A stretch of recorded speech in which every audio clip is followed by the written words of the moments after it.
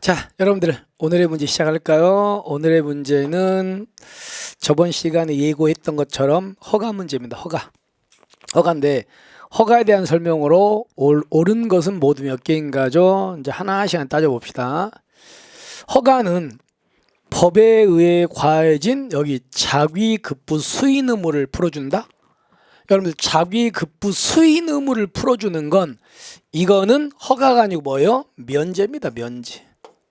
면제고요. 허가는 무슨 의무를 풀어주는 겁니까? 부작위 의무죠. 부작위 의무 내지는 금지죠. 금지를 풀어주는 걸 우리가 뭐라고 한다? 허가라고 하는 거야. 그래서 허가와 면제는 두 개의 공통점이 여기도 의무를 풀어주고 여기도 의무를 풀어주잖아. 이건 똑같은데 나머지 의무를 풀어주면 면제, 그 다음에 부작위 의무를 풀어주면 허가, 이 점이 또 두 개는 다르죠. 됐죠? 그래서 얘는 잘못됐다. 허가가 아니고 면제 개념입니다. 넘어갑시다. 두 번째, 허가는 행위의 적법 요건이지만 유효 요건은 아니므로 무허가 행위는 상정상 강제집행 또는 행정벌의 대상이 되지만 행위 자체의 법적 효력은 영향을 받지 않는 것이 원칙이다. 맞는 지문이거든요. 근데 여기서 이제 좀 이해를 합시다. 자, 여러분들 이제 앞으로 공부할 때 적법 요건이라는 말과 유효 요건을 다른 말로 뭐라고 하냐면 이거를 효력 요건이라고 합니다. 똑같은 말이에요. 효력 요건, 유효 요건. 그러면 이 말은 어떤 말이냐면 적법 요건은 이런 느낌입니다. 만약에 어떤 요건이 구비가 됐습니다. 되니까 이건 뭐예요? 요건이 구비되면 뭐가 됩니까? 적법이 되는 거예요. 근데 반대로 요건이 구비가 안 됐습니다. 안 되면 여러분들 적법의 반대가 뭐예요? 적법의 반대는 무효예요. 적법의 반대는 위법이에요. 위법이죠. 그러니까 반대 위법이 되는 거야. 그럼 결론적으로 요건을 구비했는가 안 했는가에 따라 가지고 적법, 위법 이렇게 달라지잖아. 그럴 때 우리는 이 요건을 뭐라고 표현한다고요? 적법 요건 이렇게 표현하는 거야. 요건 구비 여부에 따라서 적법, 위법 달라지니까. 자, 유효 요건 어떻게 보냐면요. 반대로 생각하면 돼요. 요건이 구비가 됐죠. 되면은 뭐예요? 유효예요, 유효. 반대로 요건이 구비가 안 됐죠. 안 되면 유효의 반대말이 뭐라고 합니까? 이걸 우리가 무효라고 하는 겁니까? 무효. 유효의 반대는 무효잖아. 그러니까 요건을 구비했는가 안 했는가에 따라 가지고 유효, 무효 이렇게 달라져. 이렇게 달라질 때 우리는 그거를 유효 요건 이렇게 표현하는 거예요. 자, 그럼 질문해 볼게요. 합시다. 내가 식품위생법에 나와 있는 유흥주점을 하고 싶어요. 내가 식품위생법에. 그래서 내가 식품위생법에 나와 있는 허가를 받았어요. 그럼 여러분들 허가를 받으면 나는 식품위생법을 지켰잖아요. 그러니까 적법이죠. 법 지켰으니까. 반대로 내가 허가도 안 받고 그냥 무허가 영업을 해버려요. 그럼 무허가 영업을 하면 나는 식품위생법을 지킨 거예요. 식품위생법을 위반했어요. 위반했잖아요. 그럼 위법이죠. 그럼 나는 허가를 받아서 영업하면 식품위생법을 지켰으니까 적법. 안 받고 영업하면 식품위생법 위반했으니까 위법. 그러니까 적법, 위법 달라지는 거 맞죠? 이해되셨습니까? 그래서 우리가 허가는 일단 적법 요건입니다. 반대로 보세요. 내가 식품위생법에 나와 있는 허가를 받아서 술집을 해요.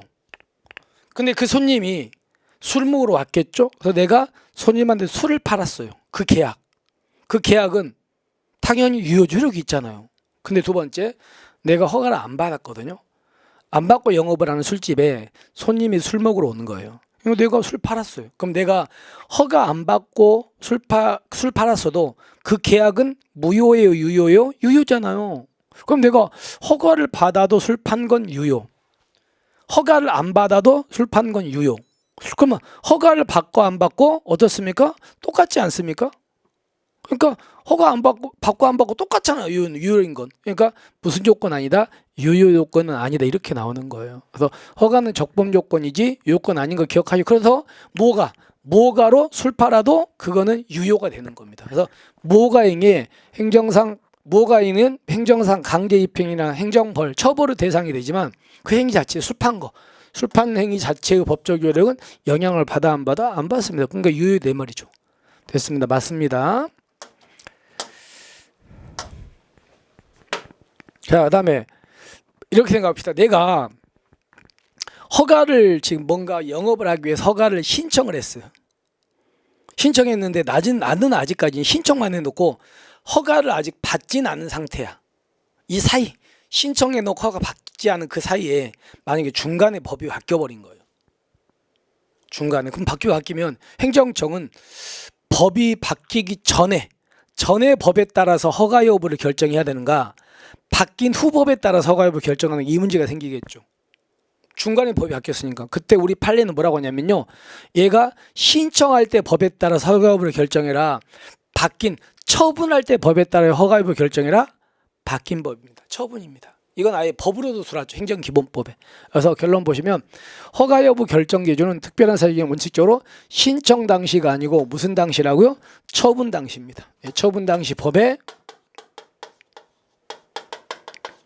따라가지고 허가 여부를 결정한다는 거 기억하시면 되겠죠? 디귿 잘못됐습니다. 자, 그 다음에 넘어가 봅시다. 여러분들, 내가 허가를 받으려면요, 당연히 허가를 해달라고 뭐합니까? 신청을 해야 되잖아요. 근데 신청 없는 허가도 어때요? 있습니다. 예를 들어서 야간 통행금지 해제 같은 건 신청 없는 허가거든요. 그래서 신청 없는 허가도 존재한다. 그래서 잘못됐죠. 자, 그 다음에 여러분, 허가는 부작위 의무를 풀어준다 그랬습니다. 그죠? 부작위 의무. 그럼 부작위 의무는 금지죠. 금지 중에서 절대적 금지가 있고 상대적 금지가 있잖아요. 절대적 금지는 절대로 금지죠. 그럼 절대로 금지되는 거니까 풀어줄 수 없는 거 아닙니까? 근데 상대적 금지는 풀어줄 수 있죠. 따라서 허가는 금지를 풀어주는 거니까 절대적 금지는 풀어줄 수가 없어요. 그래서 상대적 금지만 허가 대상이 되는 겁니다. 됐죠? 맞는지. 자, 그럼 여기까지 보십시다. 일단은 옳은 것은이니까 일단은 얘는 면제의 개념이지 허가가 아니다. 잘못됐고. 맞고요. 그 다음에 원칙적으로 무슨 당시라고요? 처분 당시니까 잘못됐고. 그리고 신청에 의하지 않은 허가도 존재한다. 그죠? 그리고 허가가 유보된 상대적 금지만 인정되고 절대적 금지 인정 안 되냐. 맞죠? 그죠? 이렇게 됩니다. 그래서 답은 이렇게 옳은 것이니까 두 개가 되겠네요. 그죠? 됐습니다. 그리고 하나 더 기억할 게, 허가의 효과는 상대적이잖아. 예를 들어서 내가 공무원인데 식품위생법 허가 받았습니다. 허가 받았어도 나는 공무원이기 때문에 식품위생법에 허가 받으면 식품위생법에 있는 건 풀리지만 어떻습니까? 공무원법에 있는 영리업무 금지는 안 풀리잖아. 그러니까 이 사람은 허가 받아도 공무원 영어 못하는 거지. 됐죠? 거기까지 이해하시면 더 좋고. 자, 이렇게 해서 오늘의 문제를 마무리하겠습니다. 자, 우리는 이제 내일 당분간 한 몇 번 더 행정행위에 관한 문제를 풀 거거든요. 그렇게 생각하시고 오늘 배웠던 거 복습 잘 하시고요. 우리는 내일 뵙겠습니다. 자, 수고하셨습니다.